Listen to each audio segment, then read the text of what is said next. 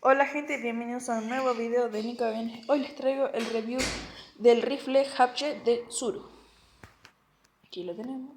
Voy a explicar cómo se carga, cómo funciona y cómo poner y sacar la mira. Tenemos las balas, lleva 5 balas, acá van 4 y una ya cargada. La tengo que cargar. La mira, que es removible. Y esto. Bueno, y ahora voy a explicar cómo vamos a cargar y poner la mira a la mira. Para poner la mira, la abrimos. Hay que tener cuidado porque para no romper esto, si no el arma capaz que no nos sirva más. Y agarramos, fijamos para qué lado va la mira, la ponemos detrás de todo hasta que haga tope.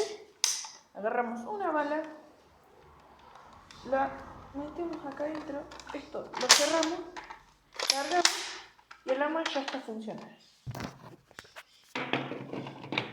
Aquí están las balas, la bala cargada, la mira y el arma ya puede disparar.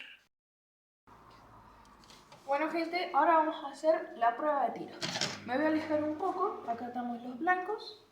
Y bueno, me voy a alejar un poco para poder apuntar bien.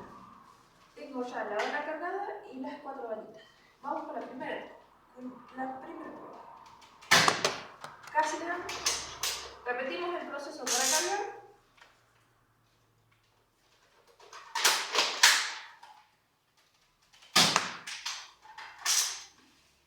También para que sea más épico, podemos poner la bala y cerrar así y disparar.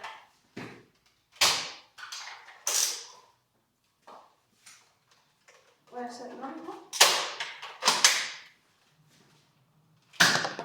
Bueno, y eso sería todo.